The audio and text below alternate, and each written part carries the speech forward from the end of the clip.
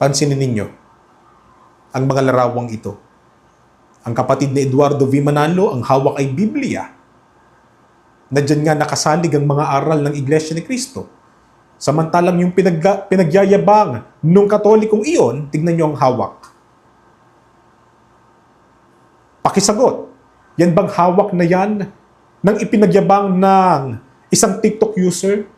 Hindi po ba yan gawa ng kamay ng tao? Hindi po ba yan larawang inanyuan na may kawangis dito sa lupa? Meron niya. Yan ay gawa ng kamay ng tao na inanyuan. Kahit pa sabihin mong hindi nila sinasambayan, kahit pa sabihin hindi nila niyuyukuran, o kahit pa sabihin nila, itanggi nila na hindi nila Diyos-Diyosan yan, doon na lang sa sentidong ginawa mo yan. Yan ay larawang inanyuan na mayroong kawangis dito sa lupa. Pagkakasala pa rin yan. Hindi lang yan ang babaguhin niya sa Katoliko. Hindi ikaliligtas ang pananatili po sa loob ng simbahang Katoliko. Even to destroy the Bible. But the Catholics, they remove the idol wall. 1 plus 1 plus 1, ano naging iisa? Kung ang tanda ng Diyos ay Sabat, ang tanda ng Beast ay Sunday. Yan ang kahulugan nun, palpak master. Ako po si Kabornok at ako ang inyong taga-Sony. Sa puntong ito ng ating programa, kung hindi ka pa nakasubscribe, pakiclick po ng subscribe button at ang notification bell para updated po tayo sa ating mga susunod na videos. Kaya, let's go at simulan na natin!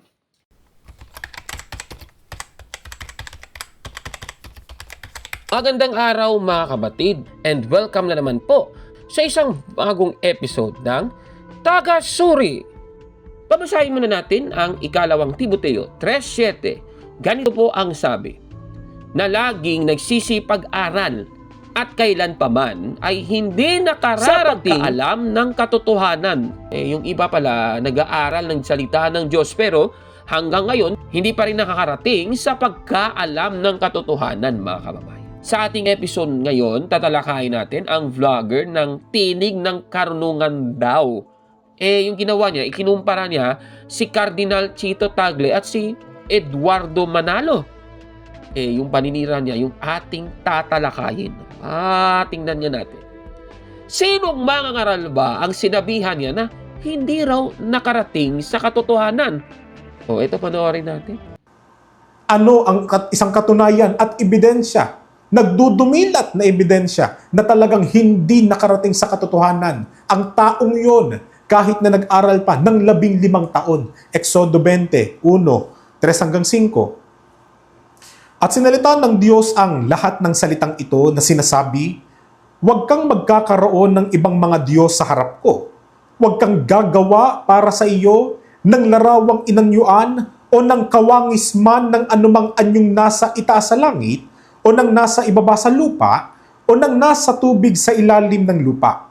Huwag mong yuyukuran sila o paglingkuran man sila, sapagkat akong Panginoon mong Diyos ay Diyos na mapanadughuin, na aking dinadalaw ang katampalasanan ng mga magulang sa mga anak hanggang sa 3 at 4 na sali ng lahi ng mga napopoot sa akin.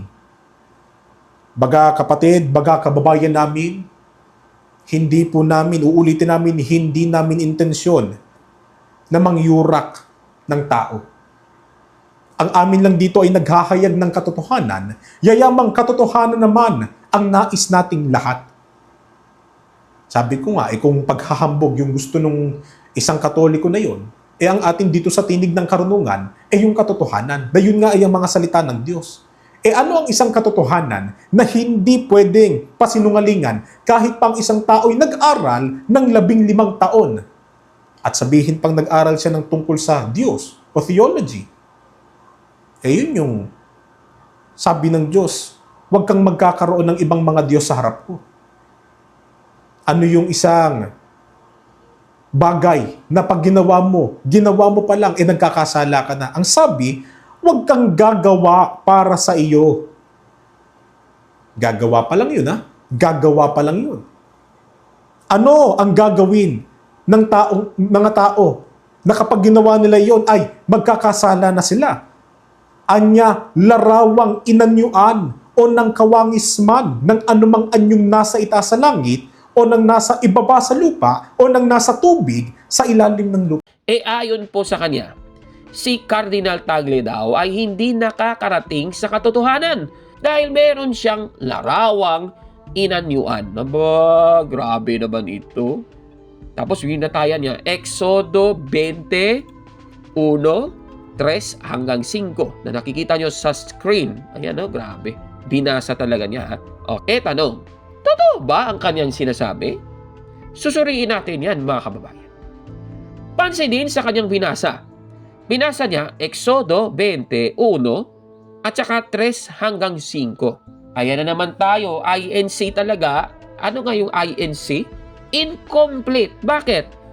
Kulang. Hindi niya binasa yung Exodo 22. Tanong, bakit hindi niya binasa ang nasa Exodo Kapitulo 20, versikulo 2? Siyempre, mabubuko kasi ang kanyang kasinungalingan. Ito, babasahin natin.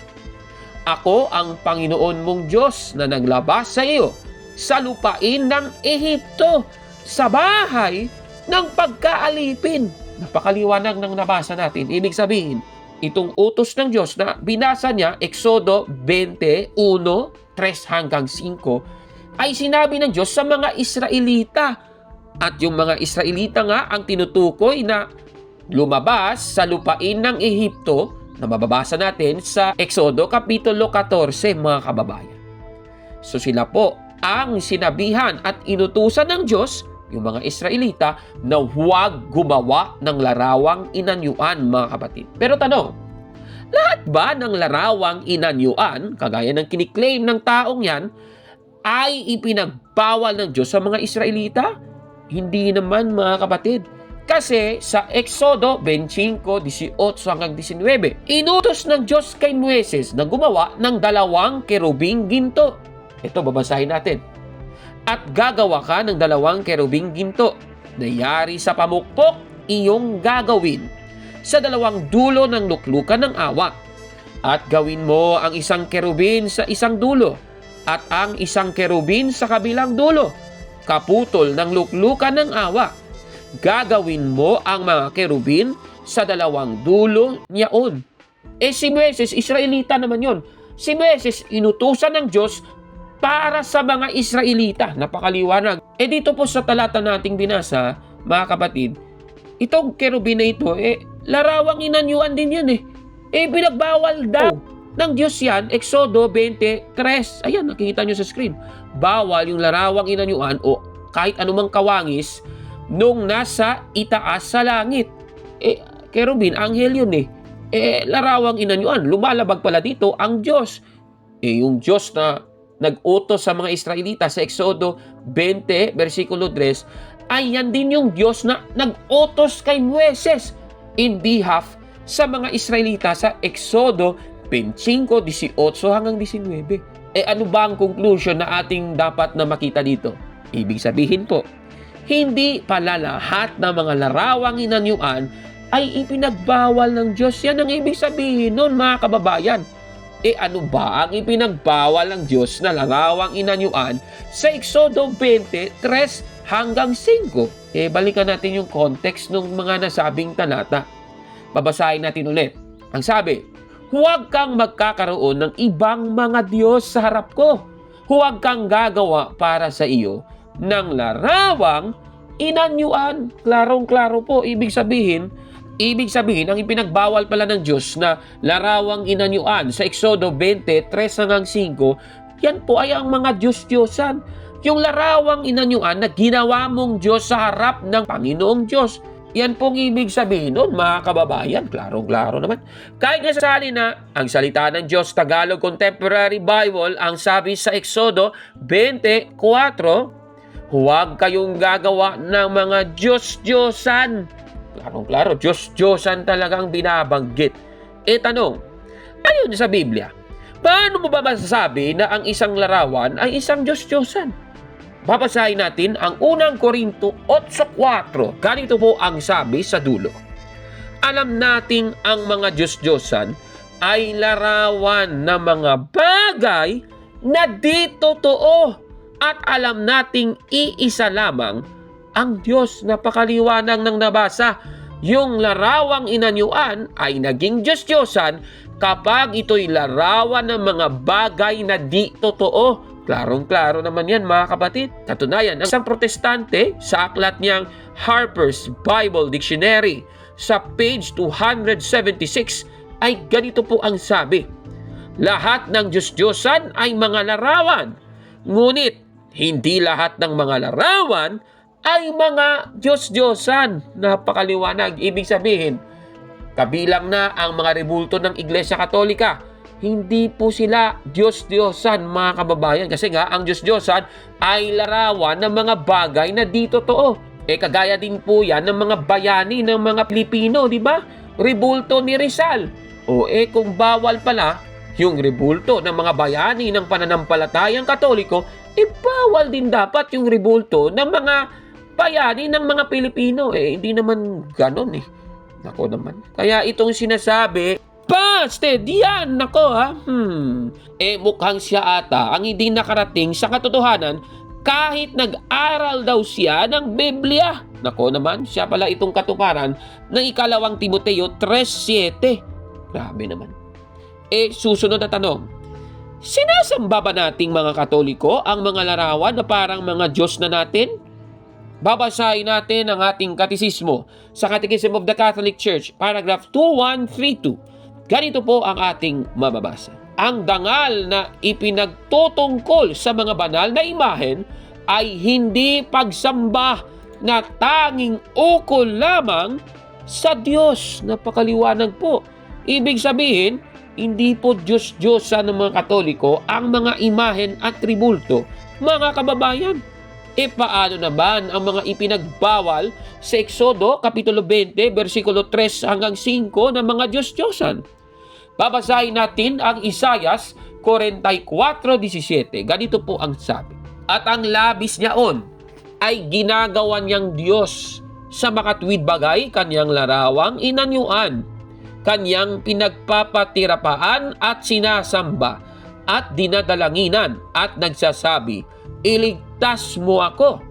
Yung ako dito, referring to the rebulto, the larawang inanyuan, iligtas mo ako sapagkat ikaw ay aking Diyos. Napakaliwanag. Ginagawa na pala niyang Diyos yung larawang inanyuan na kanyang bit. Klaro naman, hindi naman ganun sa Iglesia Katolika, mga kababayan. Hindi po pagsamba na tanging uko lamang sa Diyos ang ginagawang ito ng mga Katoliko, mga kapatid. Nako naman, klarong-klaro po sa ating aral. Pero kahit ganun po ang katotohanan tungkol sa aral ng Iglesia Katolika, mga kababayan, ano pa yung kanyang paninira, itong si Tining ng Karunungan? Paano talaga niya siniraan yung ating Cardinal Chito Tagle? Ito, panoorin natin. Alam nyo, kahit pasabihin ng mga depensor Katoliko na hindi naman kami sumasamba sa mga rebultong iyan, pero sa sentidong yon ay kagagawan ng kamay ng tao, na yon ay larawang inanyuan ng kawangis ng anyong nasa langit, sa lupa, o kahit pa tubig sa ilalim ng lupa, nagkakasalan na. Yun pa kayang sambahin mo. Yun pa kayang yukuran mo. Kung doon na lang sa paggawa, bawal na. Lalo, wag mong paglingkuran niya sila. Pero pagka sinabi nila na hindi naman namin sinasamba, hindi namin pinaglilingkuran, still, nagkakasala pa rin. Bakit? Sapagkat ginawa ang mga yan. Pansinin ninyo, ang mga larawang ito. Ang kapatid ni Eduardo V. Manalo, ang hawak ay Biblia. Na dyan nga nakasalig ang mga aral ng Iglesia ni Cristo. Samantalang yung pinagyayabang nung Katolikong iyon, tignan nyo ang hawak. Pakisagot, yan bang hawak na yan ng ipinagyabang ng isang TikTok user? Hindi po ba yan gawa ng kamay ng tao? Hindi po ba yan larawang inanyuan na may kawangis dito sa lupa? Meron niya. Yan ay gawa ng kamay ng tao na inanyuan. Kahit pa sabihin mong hindi nila sinasambayan, kahit pa sabihin hindi nila niyuyukuran, o kahit pa sabihin nila, itanggi nila na hindi nila Diyos-Diyosan yan, doon na lang sa sentidong ginawa mo yan. Yan ay larawang inanyuan na mayroong kawangis dito sa lupa. Pagkakasala pa rin yan. Ay, grabe naman talaga. Ito ang tindi ng kanyang paninira, ano? Sabi niya, kahit na sabihin pang hindi Diyos-Diyosan ito, gumawa ka ng larawan May larawan kang hawak akala niya siguro makakapuntos na siya. Hindi po. Kasi, kahit na kinumpara pa niya si Eduardo Manalo at ang ating kardinal na si Chito Tagle, sila nga sa Iglesia ni Cristo ni Manalo. May ribulto nga ni Felix Manalo. Ayan, ayan. Kahit nga sasabihin na hindi daw kailanman sinasampa ang nasabing ribulto at larawan na ito, kung susundin yung kanyang argumento, may larawan din sila. Paano kaya ito? Parang natatamaan ata si tinig ng karunungan sa kanyang sinasabing ito. Yung mga kaanib sa Iglesia ni Cristo ni Manalo nga, may mga larawan ng mga kinikilalang mga ngaral. Ayan, si Felix Manalo, si Eranio Manalo, si Eduardo Manalo. Ayan, proud na proud sila niyan. Nako, ginawan pa nga nila ng We Love EVM, meron pang ripulto. Paano ngayon yan, mga kababayan? Siya atang tinatamaan. Nako naman, kawawa naman. Kaya ang masasabi ko, nako, yung sinasabi mong yan, parang ikaw yung natatamaan dyan. Delikado po yan. Busted yan! Nako talagang tama nga. Hindi nga yan tinig ng karunungan ano ba yung baligtad ng karunungan? Ulitin nga natin. Ang sabi ng Biblia, dito'y may karunungan. Pakiulit, ang dinig, baka marinig nila, dito'y may kabobohan, dito'y may kabobohan, dito'y may kabobohan. Yung ba nakalagay? Ang nakasulat ay dito'y may karunungan. Yan ministro mo nagsasabi sa yun. Yan hindi po tinig ng karunungan yung dapat na title. Tinig ng kabobohan. Tanungin mo si Michael Sandoval, siya yung sabihan mo na dapat hindi ganun. Diba? Kaya tama talaga. Makikita ang kamangmangan sa taong walang alam, mga kababayan. Hindi po nakarating sa katotohanan itong si tinig ng karunungan daw. Hindi naman karunungan, kabobohan ang kaniyang sinasabi, mga kapatid.